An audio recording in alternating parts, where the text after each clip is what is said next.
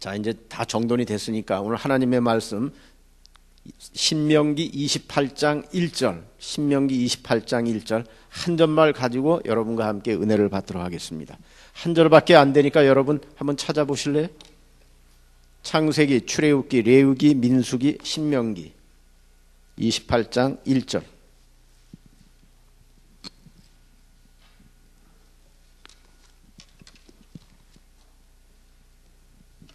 다 같이 한 목소리로 시작. 내가 내 하나님 여호와의 말씀을 삼가 듣고 내가 오늘 내게 명령하는 그의 모든 명령을 지켜 행하면 내 하나님 여호와께서 너를 세계 모든 민족 위에 뛰어나게 하실 것이라. 네.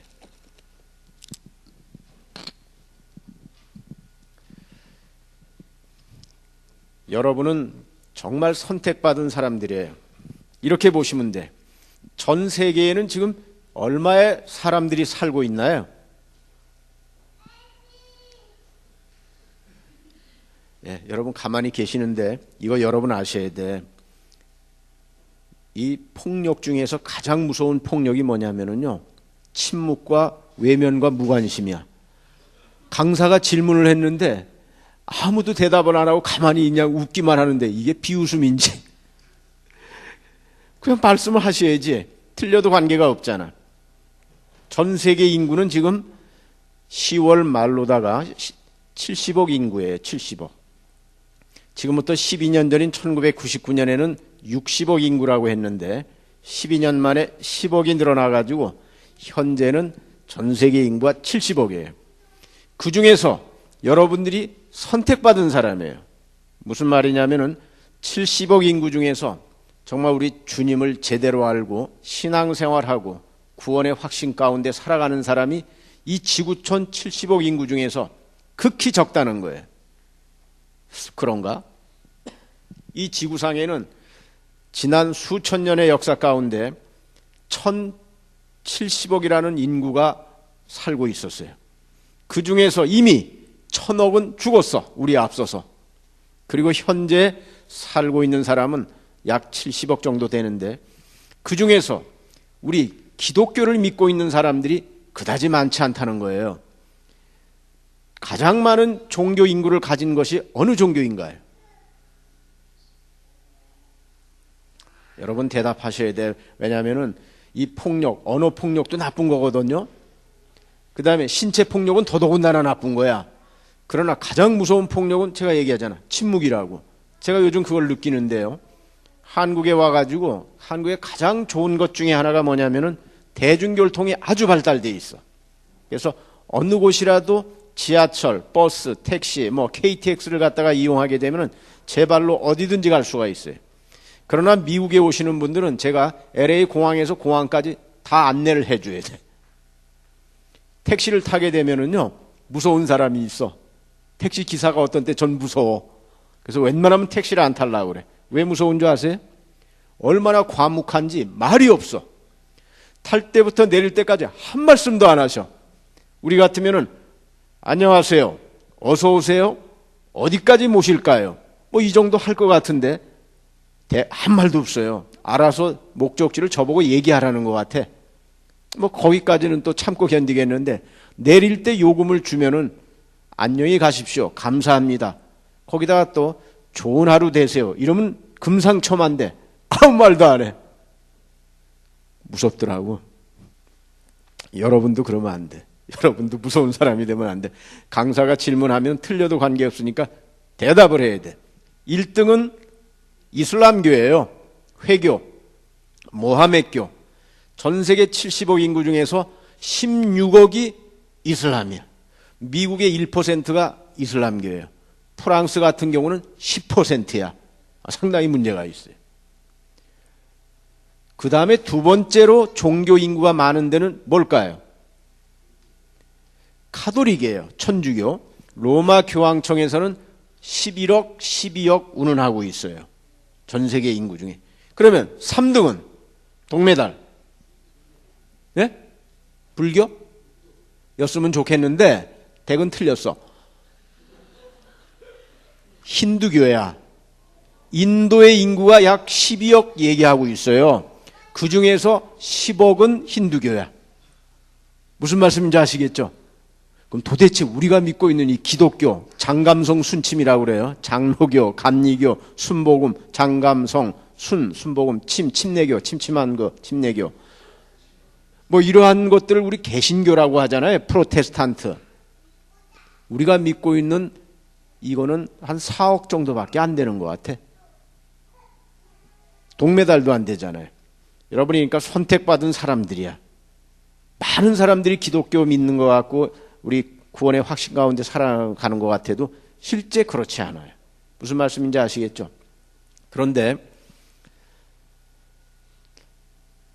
제가 마음이 막 조급하네. 왜냐하면은 마크 트웨인이라고 여러분 아세요?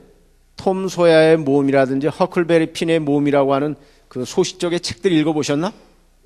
읽어본 사람? 예. 그 책을 지은 마크 트웨인이 말이에요. 이런 얘기를 했어요. 만약에 이 목사님의 설교가 20분을 초과하게 된다면은 죄인도 구원받기를 포기해버린대. 그래서 20분 내에 맞춰야 되겠는데 그러나 분명한 사실은 이 마이크 잡은 사람하고 권력을 잡은 사람의 공통점 중에 하나가 뭔지 아시죠? 한 번 잡으면 놓기를 망설인다는 거예요. 주저한다는 거예요. 그래서 짧은 시간 내에 여러분에게 말씀을 전할 텐데 일단 여러분의 지금 태도가 된 것 같아요. 기본 자세가. 이 강사에 대한 가장 기본적인 예절이 뭐냐면은 집중해서 경청하는 거거든요. 딴짓 안 하고 졸지 않고. 근데 여러분 여기서 딱 보니까 조는 사람도 없고 고개 숙인 사람도 없고 지금 속에서 그러는 것 같아.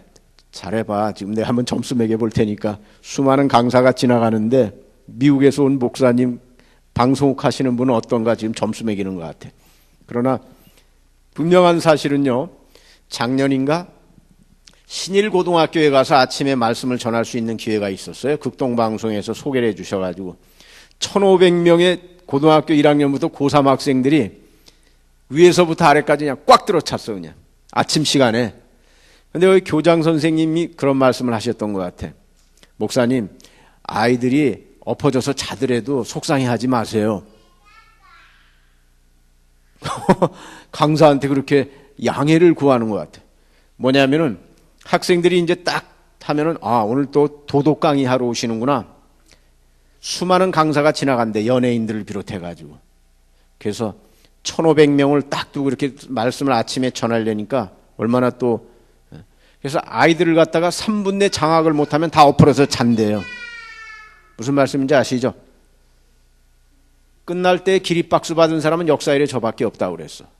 무슨 말씀인지 아시겠지? 그러니까 기대를 가져도 된다는 거예요.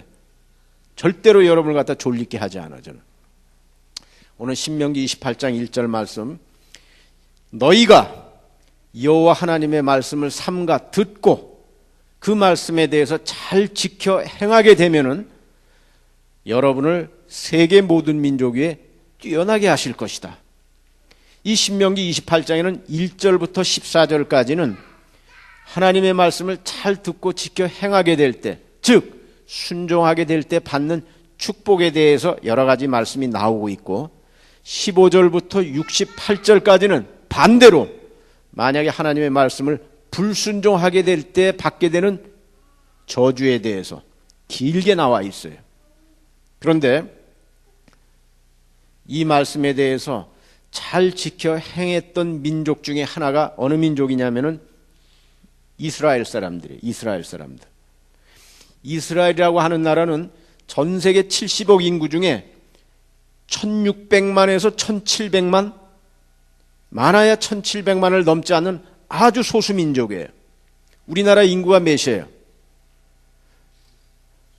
남쪽이 5천만, 북쪽이 2400만, 그리고 전 세계 176개 나라에 약 700만 명 정도의 우리 한인 동포들이 지구촌 곳곳에 흩어져 살고 있어요. 그렇다면 우리 민족이 8천만이 넘는 거예요. 무슨 말씀인지 아시겠어요? 유대인들은, 이스라엘 사람들은 1600, 700만, 우리보다도 5분의 1 수준이네. 8천만이라고 하면은. 그렇게 소수민족이라는 거예요. 우리나라하고 이스라엘하고는 비슷한 점이 많아요. 비슷한 점이. 첫째는 보면은 주변의 강대국들이라든지 적들에 포위되어 있는 나라가 우리나라예요. 우리나라의 강대국 위로는 어떤 나라가 있습니까? 중국하고 러시아하고 국경을 맞대고 있죠. 남쪽으로는 일본이 있죠. 전 세계 그야말로 강대국, 옛날에는 미국, 소련, 러시아, 일본이 4대 강대국이었어요. 멀리 태평양까지 치게 되면은 4대 강국이 우리 주변에 있는 거예요. 유대인들 같은 경우에, 이스라엘 민족 같은 경우에는 그야말로 위로는 레바논, 아래로는 이집트, 오른쪽에는 시리아, 요르단, 완전히 그냥 포위되어 있어요. 적에게. 그리고 조금 떨어진 곳에 이란. 우리나라도 순환의 민족이었고 역사적으로 고난을 많이 받은 민족이었는데 이스라엘 민족은 인류 역사상 3번이나 멸절될 뻔했어. 멸절, 완전히. 첫 번째는 여러분이 잘 아시는 대로 모세 시대에 사내 아이를 낳게 되면 전부 다 어떻게 했어요? 나일강에다가 갖다 던지도록 했어요. 그래서 이스라엘 민족을 갖다가 아예 지구상에서 멸절시키려고 했던 것이 이집트의 바로 왕이었어요. 두 번째 이스라엘 민족이 역사상 지구상에서 사라질 뻔했던 것이 혹시 언제일 줄 아시는 분? 성경에 보면 나오는데 에스더서를 보게 되면은요, 에스더. 이 바사 왕국의 하만이라고 하는 사람이 이스라엘 민족을 갖다가 어느 날 날짜 잡아가지고 전부 다 죽이려고 했어요. 에스더서에 보면 나와. 그때 에스더 왕비가 아하수에로 왕 앞에 나가서 그야말로 죽으면 죽으리라는 각오로 나아가서 이스라엘 민족을 갖다가 구원해주는 역사가 성경 에스더서에 보면 나와요. 또 세 번째로 이스라엘 민족이 지구상에서 사라질 뻔했던 것이 오래전 얘기가 아니라 지금으로부터 약 한 70년 됐나? 2차 세계대전이 일어났을 때 독일의 히틀러에 의해서 히틀러가 유대인들 지구상에서 다 죽여버리려고 그랬어요. 그래서 자그마치 600만 명을 가스실에 밀어넣어가지고 죽였어요. 어마어마한 사람이 죽어왔어. 지구상에서 멸절될 뻔했던 이 이스라엘 민족, 유대인들이 지금 미국을 완전히 장악하고 있고 전 세계를 장악하고 있어요. 이건 완전히 미스테리고 도대체 난 이걸 답이 안 나와. 이러한 소수민족이 또 멸절될 뻔했던 민족이 왜 그럴까? 그들은 그야말로 성경 말씀, 구약 성경, 특별히 앞에 나와 있는 창세기, 출애굽기, 레위기, 민수기, 신명기를 달달달달달달달 외워요. 매일, 거의 매일. 그리고 제가 살고 있는 로스앤젤레스 서편에 가면은 영화 산업의 중심지인 헐리우드가 있는데 그곳에 가면은 유대인의 집성촌이 있어. 그들끼리 이렇게 모여 사는. 헐리우드는 완전히 그 유대인들이 장악하고 있어요. 그런데 정통적인 유대인들을 가보면은 오전에는 학과 공부 열심히 한다든지 그러면 오후에는 창세기, 출애굽기, 레위기, 민수기, 신명기 이걸 토라라고 그래. 모세오경을 달달달달 매일 성경 공부하고 있어. 우리 생각에는 저렇게 공부해가지고 뭐 대학이나 제대로 갈까? 우리는 방과 후에 그냥 막 가서 밤늦게까지 공부하는데.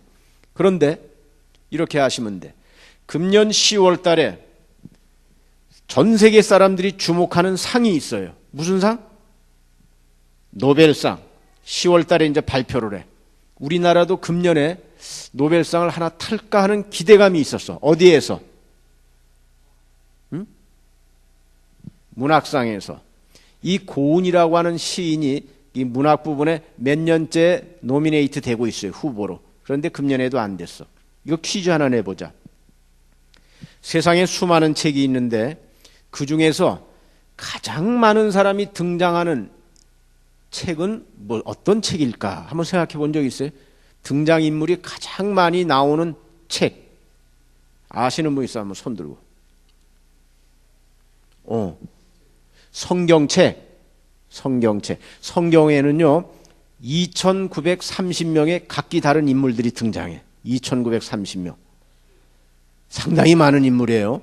삼국지 같은 데도 약 3천 명. 그런데 정답이 아니야. 맞았으면 좋았을 텐데. 또 아시는 분?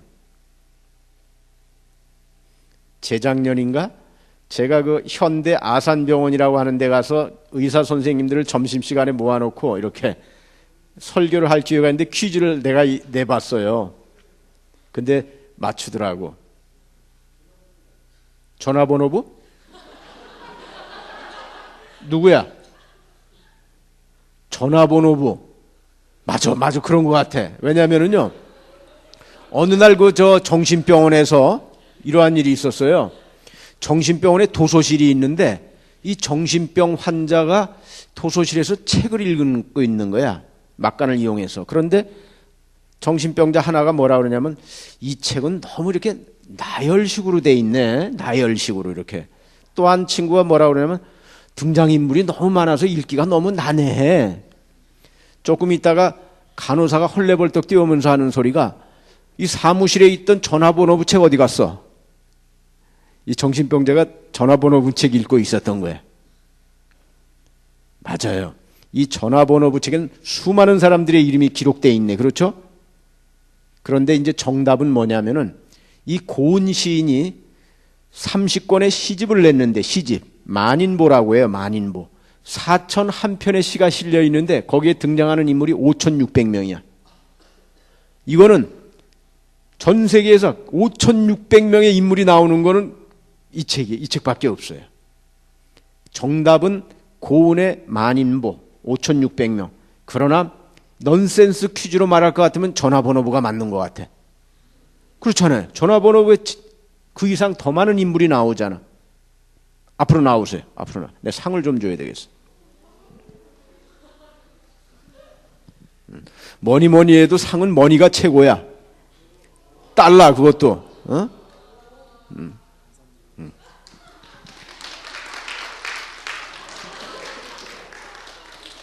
여러분이 잘 아는 미국의 가수 중에 프랑크 시나트라라고 있어요. My Way라는 거 아세요? My Way. 여러분 때하고는 잘 안 맞는 노래인가 보다. 아무튼 미국의 프랑크 시나트라라고 아주 유명한 가수가 있는데 이 사람이 그레이스 켈리라고 하는 미국의 유명한 영화 배우한테 $2짜리 미국의 그 행운의 $2짜리 이걸 줬는데 $2짜리 선물로 줬는데 그 다음에 이 그레이스 켈리가 조금 있다가 모나코 왕의 왕비로 시집을 갔어요. 그래서 그때부터 미국의 속설이 이 미국의 $2짜리는 행운의 $2짜리라는 속설이 있어가지고 $2를 받는 사람은 크게 좋은 일이 있을 것이다. 뭐 그런 이야기가 있어요. 그래서 제가 아무튼 이 노벨상 이야기를 하다 말았는데 저희는 안 됐지만 이 유대인들은 금년에 노벨상을 5명이 탔어. 보세요. 경제학상, 물리학상, 화학상, 의학상, 문학상, 평화상 있는데 유대인들이 5명이 탔어. 1901년부터 노벨상이 주어지기 시작해가지고 이 단체나 기관을 빼고 개인이 받은 노벨상이 약 한 810명쯤이 돼요. 그 중에서 개인이 받은 노벨상 유태인이 받은 것이 거의 189명이야. 190명. 그러니까 나눠보게 되면은 23%예요. 23%. 이렇게 적은 나라 사람들이 지구상에서 소수민족이 노벨상의 거의 4분의 1을 유대인들이 가져가는 거예요. 나 이거 어떻게 이걸 얘기해야 돼? 그 정도로 우리는 그렇게 열심히 공부하는데 아직 노벨상을 김대중 대통령이 평화상을 하나 탄 거 외에는 학술상은 받은 게 없어. 뿐만 아니라 여러분 이렇게 보시면 돼. 한국에 와서 보니까요. 이 스타벅스 커피집이 되게 많더라고. 스타벅스 커피집. 이 스타벅스 커피집은 누가 만들었느냐 하면은 시애틀의 사업가였던 1955년생이니까 올해 56살인 하워드 슐츠라고 하는 유대인이 만든 거야. 창업을 한 거예요. 한국은 미국보다 더 많은 것 같아. 곳곳에 이 스타벅스 커피집이 있는 것 같아. 그런가 하면 또 한국에 와서 느낀 점 중에 하나가 던킨 도나스도 많더라고요. 이것도 역시 마찬가지로 유대인인 윌리엄 린스버그라고 하는 사람이 주인이에요. 유태인이야. 우리 주변에도 그만큼 유대인들이 많이 있다는 거예요. 그걸 우리가 많이 사용한다는 거예요. 더군다나 미국에는요, 가장 큰 도시가 뉴욕이에요. 뉴욕.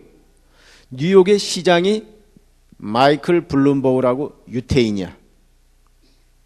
두 번째 큰 도시는 로스앤젤레스인데, 로스앤젤레스는 그 스페니시 사람들, 라틴계, 멕시코 사람들 많아가지고 안토니오 비아라이고사라고 하는, 지금 여기 미국에 와 있어요. 미국이래, 한국에 와 있어. 일본, 중국, 한국을 방문하느라고 며칠 전에 와 있어.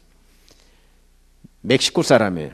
세 번째로 큰 도시는 시카고인데 람 임마누엘이라고 얼마 전까지 오바마 대통령의 비서실장을 하던 유태인이에요. 무슨 말을 하려고 하느냐면은 그만큼 유태인들이 큰 도시도 꽉 잡고 있는데, 대법원이라고 있는데 대법원 판사가 9명인데 그 중에 3명이 유태인이에요. 대단한 거 아니에요? 6명 중에 3명이 유태인이야. 그렇다면은 경제를 움직이는 사람은 또 누구냐면 유태인이에요. 이렇게 보시면 돼. 미국의 재무부 장관이 티모시 가이트너라고 하는 잘생긴 사람인데 유태인이에요. 그런가 하면은 우리나라의 한국은행 총재와 같은 사람이 있는데 FRB라고 그래. 연방준비제도이사회라고 신문의 경제면에 자주 나오는 거예요. 지금 1953년생인 벤 버냉키라고 있는데 유태인이에요. 그 전에 10수년 동안 FRB 의장이었던 사람 엘렌 그린스펀이라고 유태인이에요. 유태인들이 정치, 경제 확실하게 꽉 잡고 있어. 특별히 언론은 더 말할 것도 없어. 미국의 3대 방송인 CBS, NBC, ABC 창업자가 다 유태인이야. 영화는 더 말할 것도 없고 신문, 뉴욕타임스, 워싱턴 포스트, 월스트리트 저널 다 유태인이 만든 거예요. 건건이 안 걸리는 데가 없어요. 대한민국을 갖다가 IT 강국이라고 하는데, IT 강국. 저도 한국에 와 보니까 2천만 명이 이제 스마트폰을 쓴다고 그러네. 지하철에서 가장 쉽게 볼 수 있는 것은 젊은 사람들은 전부 다 이 스마트폰 가지고 뭔가 이렇게 하고 있어. 저 같은 사람만 신문 읽고 있어. 종이신문. 나머지들은 다 종이신문 볼 일이 없잖아. 이 안에 다 들어있잖아. 이번에 아이폰하고 아이패드를 가지고 왔는데 쓸 수가 없더라고요. 뭘 하지 않으면 안 된다고 그러대. 그래서 이런 걸 들고 다니는데, 대한민국이 IT 강국이지만 실질적으로 우리 위에 있는 사람들은 유태인이에요. 저는 1985년에 실리콘밸리로 첫 번째 이민을 갔어요. 산호세. 그곳에 가서 1년 동안 있었는데 그곳에서 이제 첫 번째 방송 일을 시작했어요. 텔레비 방송국. 그 실리콘밸리가 어떤 곳인지 여러분 아시지? 일단 한번 보세요. 지금 전 세계를 움직이는 그 IT 산업의 첫째, 둘째 주자가 누구냐고요. 얼마 전에 죽은 스티브 잡스 아시죠? 이 사람도 1955년생이야. 이 사람이 유태인인 거 아는 사람 한번 손 들어보세요. 이 사람은요, 그의 아버지가 시리아 사람인데, 시리아. 가방 하나 덜레덜레 들고 미국의 시애틀 쪽으로 공부하러 왔다가 유대인 대학원생을 만나가지고 그 사이에서 미혼모로 아기를 낳은 것이 스티브 잡스예요. 정식 결혼을 하지 않고. 그러다가 기를 능력이 안 되기 때문에 입양을 시켰던 거예요. 유대인들은요, 부계를 따라가는 것이 아니라 모계를 따라갑니다. 어머니 쪽을. 그래서 어머니가 유태인이면 그 아들이 유태인이라고 그래. 그래서 스티브 잡스가, 아버지는 중동 사람인 시리아 사람이지만 어머니가 유대인이기 때문에 스티브 잡스는 유대인이에요. 여러분이 잘 아시다시피 애플은 2명의 스티브가 창업한 거예요. 한 사람은 스티브 워즈니악, 또 한 사람은 스티브 잡스. 얼마 전에 죽었죠? 그런가 하면은 검색 엔진의 지금 최고가 뭡니까? 구글이죠. 구글은 6살 때 미국에 이민 왔던 유대인 아이들, 누구? 레리 페이지하고 세르브리 게린, 2명의 유태인 아이들이 스탠포드 대학교에 들어갔다가 저 캘리포니아에 있는 샌프란시스코 쪽에 있는 대학 자기네 집 차고에서 만든 것이 구글이에요. 지금 그 사람들 나이 금년에 38이야. 대학교에 들어가자마자 20대 아주 초반에. 그 구글이 지금 어떤 회사입니까? 얼마 전까지만 해도 CEO가 에릭 슈미트라고, 그 사람도 1955년생이었는데 뒤로 물러나고 이 창업자인 레리 페이지가 이제는 전면에 나섰어요. 두 사람이 다 유대인이야. 그렇다면 또 하나 한번 봅시다. 인텔, 델, 오라클 많이 들어본 거죠? 다 유태인이 창업자야. 금년에 미국의 경제 잡지 포춘이라고 있는데 전 세계 500대 기업의 CEO를 대상으로 해서 올해의 CEO를 뽑았는데 1등이 스타벅스 커피의 하워드 슐츠가 1등이 됐어요. 2등은 누구일 것 같아요? 아마존 아시죠, 여러분? 인터넷 상거래 하는데 아마존, 거기에 CEO인 제프리 베조스, 이름이 제프리 베조스야. 6위에는 누가 됐느냐 하면은 6위에 마크 저커버그라고 올해 27살인 페이스북의 창업자.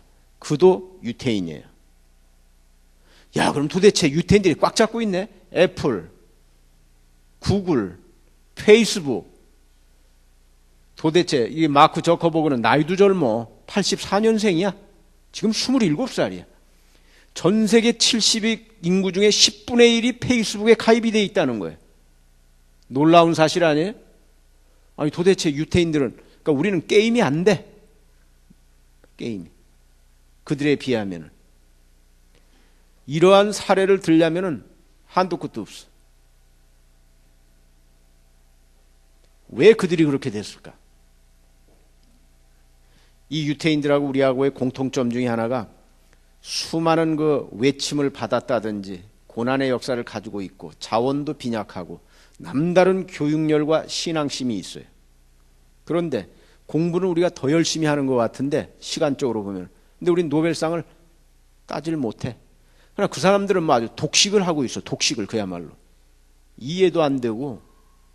왜 그들은 그렇게 모든 영역에 걸쳐가지고. 그런데 더욱더 한심한 거는 우리만 한심한 게 아니라 이 이슬람을 믿고 있는 회교권 사람들이 16억 명이 된다고 하는데요. 16억 명 중에서 노벨상을 받은 사람이 금년까지 합쳐서 9명밖에 안 돼. 이 사람들은 아주 노벨상 안 타기로 작정한 것 같아. 이스라엘 사람들은 전 세계에서 인구가 1700만 되는데 189명이 받았는데 이슬람권은 16억 명이 9명. 인도도 12억 인구 중에서 9명. 중국도 9명. 그러나 일본은 1억 3천만 인구인데 19명 받았어. 전 세계에서 일본이라고 하는 나라를 가장 우습게 알고 깔보는 나라 딱 하나 있는데 대한민국에. 그러나 그들은 19명이나 노벨상을 타줬어요. 무슨 말씀인지 아시겠어요? 그러나 하나님께서 이제 우리 민족을 사랑하시는 것 같아요. 어떻게? 우리의 반만년 역사를 생각해 보세요. 일단은 삼국시대에는 우리의 종교가 불교였습니다. 알고 계시죠?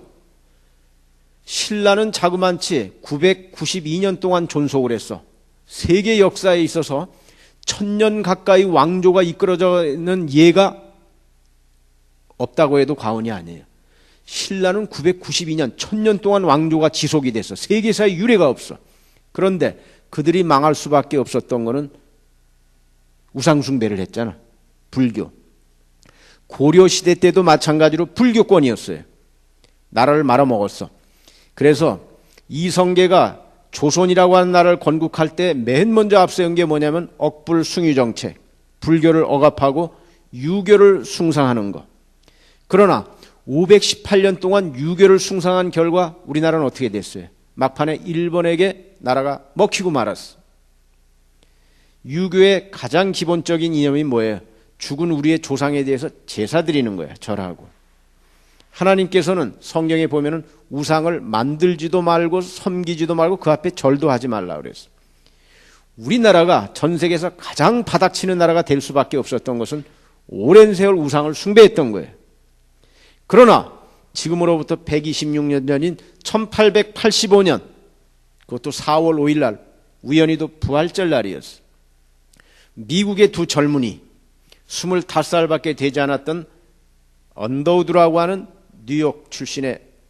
뉴저지주 출신의 젊은 목사, 26살 먹은 아펜젤러라고 하는 이제 갓 신혼의 몸이었던 아펜젤러 목사, 이 두 명의 젊은이가 그야말로 주님께서 우리에게 명령하신 천하만민 모든 족속에게 땅끝까지 가서 복음을 전파하라는 이 명령에 순종해가지고 당시만 해도 지구상에서 전혀 알려지지 않았던 미지의 나라, 그 나라가 어떤 나라? 조선. 아시아라고 하면은 기껏해야 중국, 인도, 일본 정도 알려져 있던 시대에 그 두 명의 젊은이가 이 땅에 복음을 들고 왔던 것이 126년 전이. 기독교가 이 땅에 전래된 다음부터 우리는 그야말로 이제 놀랍게 발전하기 시작했어요. 선교사님들이 이 땅에 와서 본 거는 가난과 무지와 질병과 미신에 찌들어 있는, 그야말로 이사야서 9장에 나와 있는 말씀처럼 흑암에 사는 백성들이었고 어둠이 그늘진 땅이었어요. 그러나 복음이 이 땅에 들어옴으로 인해 가지고 현재 대한민국은 어떤 나라가 됐느냐? 지구상에서 가장 잘 사는 나라 중에 하나가 됐어. 믿거나 말거나. 여러분 그거 인정 못해요? 지구상에 약 230-40개 정도의 나라가 있는데 가장 잘 사는 나라 중에 하나가 된 것 같아. 이거는 주관적인 저의 평가가 아니라 하나님 잘 믿어서 그야말로 큰 축복을 주신 것 같아, 제가 보기에는. 세계 모든 민족 위에 뛰어나게 할 것이라고 그랬는데 유대인 못지않게 지금 전 세계적으로 우뚝 선 민족이 우리 한민족인 것 같아요. 요즘에 이 K-팝의 물결이, 신한류의 물결이 전 세계를 휩쓸고 있는 거 여러분 알고 계시나요? 그 전에 한류의 물결이라고 하는 것은 겨울연가가 일본에서 배용준이가 뜨기 시작하고 이 대장금이 5대양 6대주 하다못해 아프리카 이란까지 그냥 이 대장금 보기 시작했어요.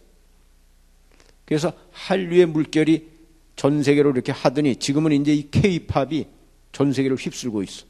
참으로 위대한 민족인데 우리나라가 얼마나 잘 사는 나라가 됐느냐면 예수 믿고 난 다음에 경제 강국이 됐어요. 작년에 여러분 알다시피 대한민국이 전 세계 그 많은 나라 중에서 수출을 7등 했다는 거 알고 계시죠? 7등.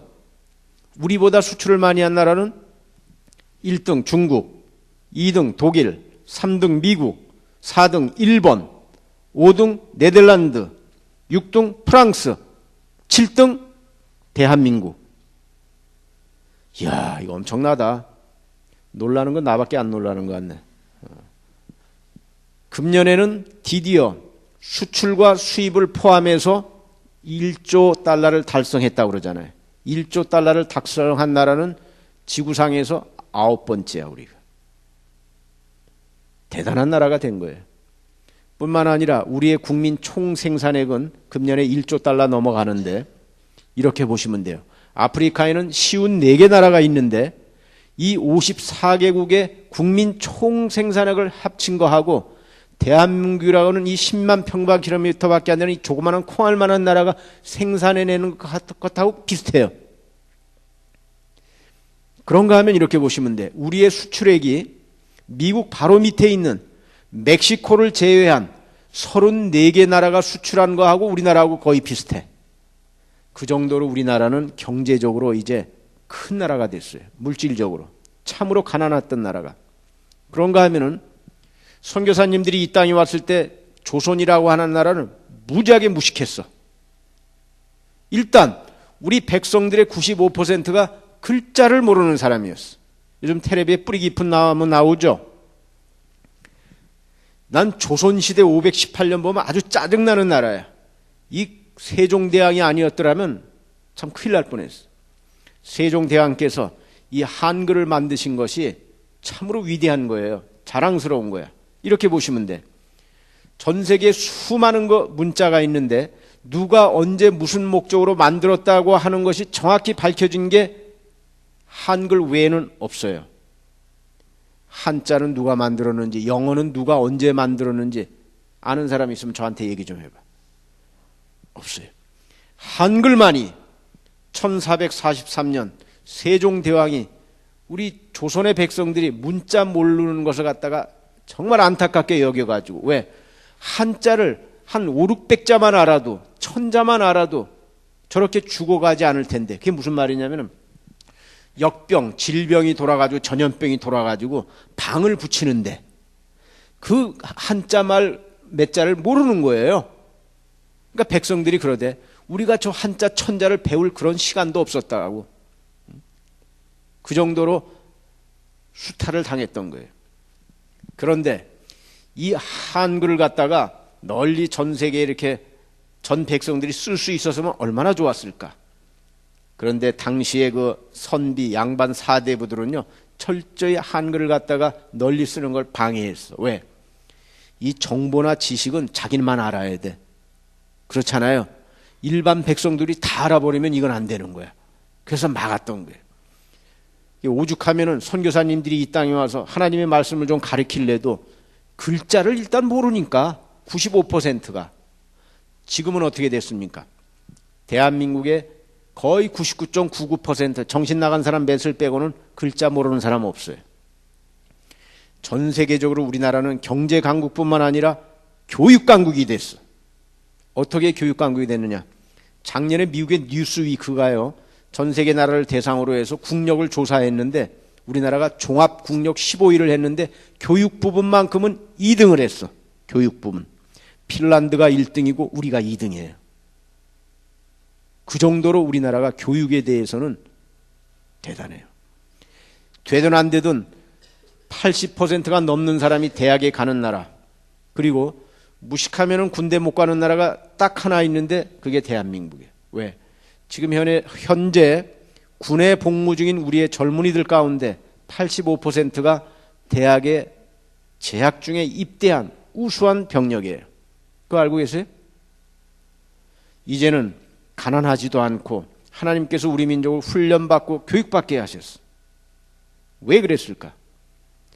아직도 우리와 같은 그 옛날의 삶을 살고 있는 나라가 아프리카에도 동남아시아에도 곳곳에 있는 거예요. 우리에게 주어진 이 물질 그리고 이 교육받고 훈련받은 것을 이제 빚진 자의 심정으로다가 그들을 위해서 아낌없이 우리가 나누고 베풀어야 돼요. 그 일을 위해서 여러분들이 정말 앞장서야 되는데, 여러분이 지금 조는 사람도 한두 분 있는데, 여러분 제가요 얼마 전에 버스를 타고 광화문에서 일산까지 가는데 제 바로 뒤에 어느 젊은이가 타자마자 휴대폰을 가지고 전화 통화를 하기 시작하는데요. 그게 또 여자도 아니고 남자야. 제가 내리는 목적지 바로 전 정거장에서 내릴 때까지 전화 통화를 하는데 앞자리에서 듣고 싶지 않은데 그게 다 들리더라고요. 바로 뒤에 버스 바로 뒷좌석. 그 상당히 고역이더라고요. 그런데 내릴 때 그 젊은이가 하는 말이 내 참으로 아이가 아주 포복절도할 뻔했어. 거의 30분 통화를 한 것 같은데, 야 오늘은 이만 간단히 통화하고 자세한 것은 우리 만나서 얘기하도록 하자. 이야 참 미치겠대 아주 그냥. 그런가 하면 요즘은 이런저런 모임이 많아가지고요. 가서 보니까 또 한국 사람들은 이제 회식할 때 건배를 많이 하더만. 건배. 뭐 위하여 뭐 어쩌고저쩌고 하면서 돼지고기 굽고 이제 소주를 먹는데 요새는 건배사라는 것 갖다 또 이렇게 많이 하더라고. 건배사. 며칠 전에 이제 국회의원도 참석하고 뭐 사성장군도 참석하고 이런 모임이 있었어요. 갔더니 그 국회의원이 건배사를 이렇게 제의하는데 통통통 그러대. 통통통. 그게 무슨 말인가 했더니 장옥현 집사님 아세요? 의사소통, 그 다음에 만사형통, 그 다음에 운수대통. 그래서 거기 통자를 따서 그렇게 한다고 그래. 근데 제가 더 기가 막힌 거는요, 어느 모임에 갔는데 믿는 사람들인 것 같아. 아, 집사님 뭐 장로님 뭐 저쩌고 하는데 회식하다가 이제 건배를 하는데 딱 하는 거예요. 맥주잔을 딱 기울이면서 뭐라고 하느냐면 따라서 해보세요. 시미나창. 다 같이 시작. 시미나창. 무슨 뜻인지 혹시 아시는 분? 알고 보니까 내 시작은 미약하였으나 나중은 창대하리라. 와, 믿는 사람들은 이 건배사도 다른가 봐. 저렇게 많이 웃으신 분 좀 앞으로 나오세요. 빨리 나오세요. 네. 왜 나오라고 하느냐면요. 제가 오늘 여러분 앞에 말씀을 전하기 전에 얼마나 고심을 한 줄 아세요? 제일 힘들어요, 솔직히 말해서. 다른 데 가면은 어른들이라든지 제가 얼마든지 하는데 제가 방송을 하는 사람들 중에 방송 CM 하는 사람, MC 하는 사람들 여러분은 잘 모를 거야. 이장이라고 하는 분 알아세요 혹시? 모르는구나. 박인이라고 하는 분 아세요? 모르는구나. 이종환이라고 하는 분 아세요? 모르는구나. 최동욱이라고 하는 분 모르죠. 우리 젊은 시절에 70년대에는 그야말로 날고 기던 유재석 강호동이 저리 가라는 사람들. 그분들을 앞에 놓고 사회를 보는 사람이었거든. 금년에 나가수의 그 박정현이 아시는 분.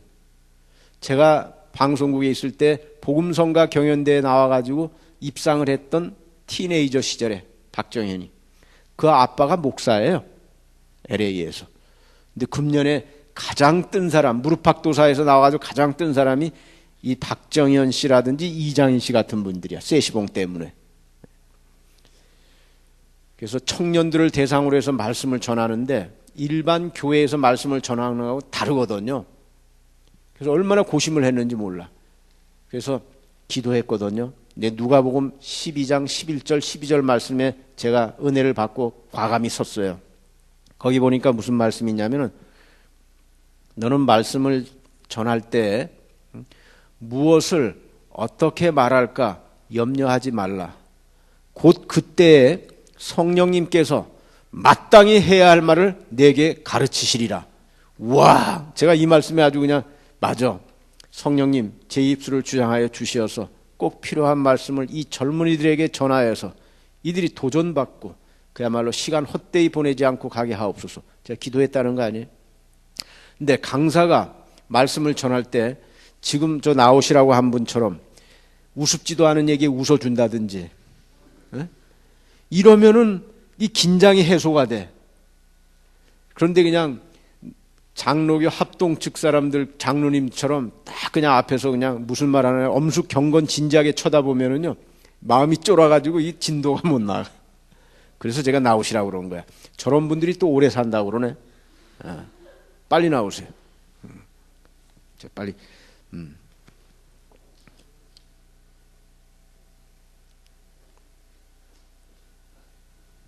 자, 박수.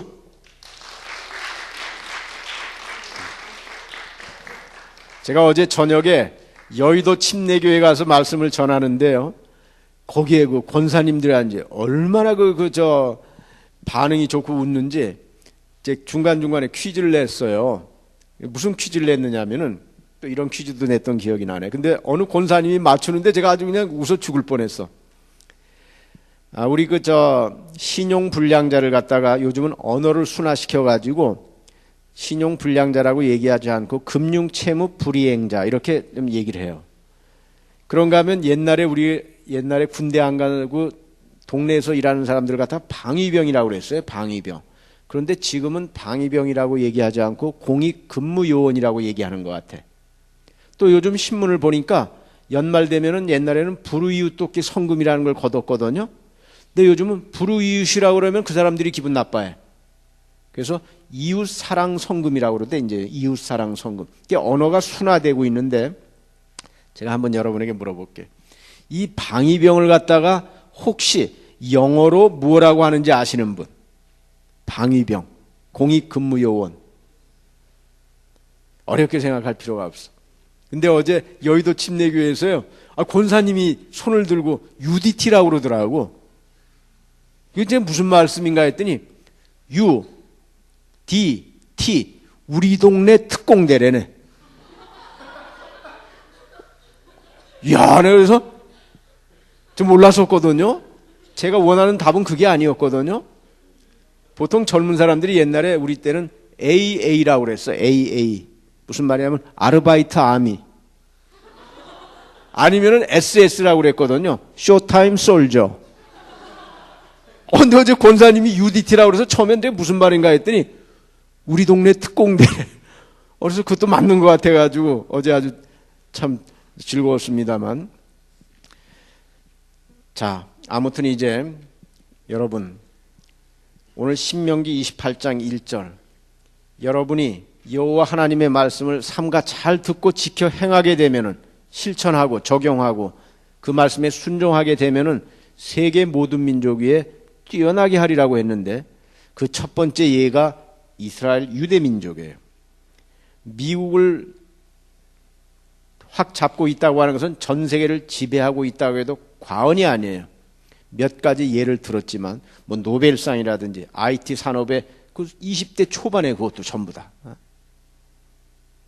창업한 사람들의 절반 이상은 유태인인 것 같아. 아까 다 예를 들어줬잖아요, 제가.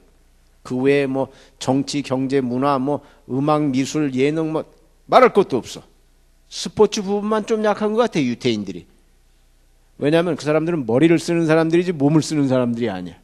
그래서 스포츠 부분에는 생각나는 게 저 사람밖에 없어. 마크 스피치라고 여러분 1968년에 수영의 6관왕, 그 다음에 뮌헨에서 72년대 7관왕 됐던 수영의 마크 스피치라고 유태인이야. 그 외에는 뚜렷하게 생각나는 사람이 없어. 그런데 이제 하나님께서 제2의 유대인이라고 할 수 있는 아주 비슷한 점이 많거든요. 그 남다른 교육열이라든지 선민의식이라든지 고유한 문화와 전통을 지켜나간다든지 이제는 또 하나님을 열심히 믿는 걸 볼 때 우리 민족을 이제는 쓰시는 것 같아요. 그러니까 여러분이 주일날 이렇게 아까운 시간에 나오는 걸 갖다가 시간 낭비라고 하지 마시고 그야말로 주일을 즐거운 날이라 존귀한 날이라 그러면서 오락을 행치 않는다면은 여러분을 갖다가 높여주시겠다는 것이 이사야서 58장 13절 14절에 분명히 나와 있어요. 이제 이 자리에 계신 여러분들 중에서 노벨상을 받을 학자들도 나올 것이고 그야말로 전 세계에 그 이름을 널리 떨칠 우리의 주의 종들 또 하나님의 사람들이 불릴 듯하게 일어나기를 제가 간절히 소망하면서 오늘 말씀을 마쳐야 될 것 같습니다. 시간이 이제 벌써 3시 반이 됐기 때문에 참 여러분 다시 한번 경청을 해주셔서 고맙고 나는 이 목사님 그 2달러짜리 행운의 2달러짜리를 꼭 받고 싶은데 그냥 가지 마시고 저 좀 주세요 하는 사람 있으면 한번 손 좀 들어보세요. 뻔뻔한 사람들이 성공하게 돼 있어. 나와보세요 그럼. 이것도 선착순이야. 뒤로 번호 줄 일렬로 서야지. 뒤로 번호.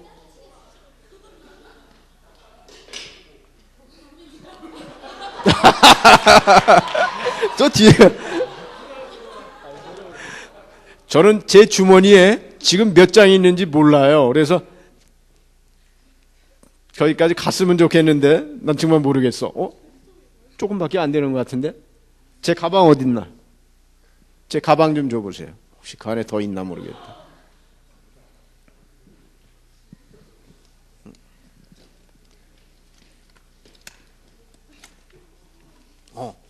모르겠다.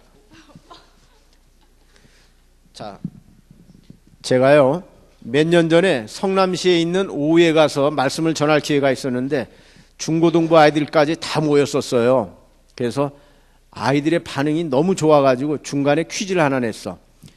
이스라엘 사람 중에서 다른 나라의 포로나 종으로 잡혀갔다가 그 나라의 국무총리가 된 사람이 성경에 보면 한 3명쯤 나오는데 누군지 알 수 있을까요? 이렇게 내가 냈더니 어느 고등학교 3학년 여학생이 손들고 맞췄어요. 예, 요셉이 애굽, 이집트의 국무총리가 됐습니다. 맞잖아요. 그 다음에 다니엘이 바벨론 나라의 포로로 잡혀가서 국무총리가 됐습니다. 맞잖아요. 그 다음이 어렵거든요. 모르두게, 에스더의 삼촌인 모르두게가 바사 왕국, 지금의 페르시아에서 국무총리가 됐습니다. 이야, 너무 깔끔한 거야. 그래서 제가 그때 그냥 있을 수가 없어가지고 오른쪽 주머니에서 뭐가 있나 이렇게 10,000원짜리가 하나 있어서 그 학생을 줬다가 조금 있다가 성령님께서 제 가슴을 딱 치면서 제 마음속에 이런 음성이 들리는 거예요. 순간적으로. 아, 이 자식이 쫀쫀하기는. 그래서 제가 그 학생 보고 10,000원짜리를 도로 달라고 그랬어. 그리고 뒷주머니에서 이제 뭐 강사 사례비도 받은 것도 있고 한데 100만원짜리 같은 건 꼬깃꼬깃해서 잊어버릴까봐 안쪽에 깊이 집어넣고 10만원짜리 수표는 여기다 이렇게 넣어놨었어요. 그래서 제가 10만원짜리 수표를 꺼내서 그 학생을 줬어. 그 다음부터 설교가 안 되는 거 있죠. 왜냐하면 학생들이 한 번 더, 한 번 더. 야, 근데 끝나고 나서 그 목사님께서 저에게 하신 말씀이, 목사님, 그 아이가 이 성남시에서 생활보호 대상자래요. 소년, 소녀 가장. 그래서 필요한 아이에게 갔다는 거야. 제가 은혜 받았다는 거 아니에요. 10,000원짜리 거 하나 줬으면 짜장면 2그릇 사 먹고 마는데 100,000원짜리는 본인이 필요하는 걸 조그만한 거라도 살 수 있겠다 그런 생각이 드는 거야. 그 다음부터 저는 선교사님들, 목사님들 뭐 대상으로 해서 말씀 전할 기회가 있으면은 중간에 퀴즈를 하나 내서 선교지에 가서 100불씩을 줬어요. 그러니까 이게 또 괜찮더라고. 근데 계속 그러려니까 당연히가 좀 힘들어. 그래서 여러분에게 행운의 2달러짜리를 주는 거야. 이건 뭐 금액이 문제가 아니라 또 기억에 남는 거거든요. 제가 정말 여기 몇 개 있는지 모르는 거예요. 잡히는 대로야. 여긴 통과. 땡큐. 여기도 됐다.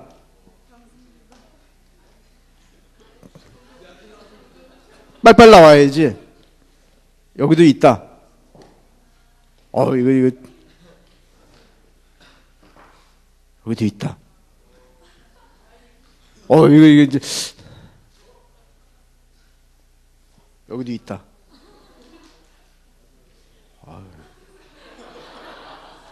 마지막이야. 이거 어떻게 해?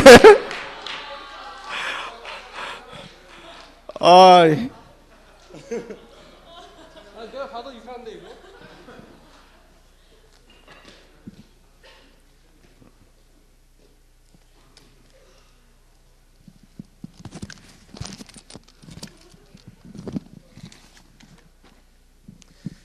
자, 여러분이 거의 뭐 1시간 동안 저의 말씀에 이렇게 귀를 기울여줘서 고마운데요.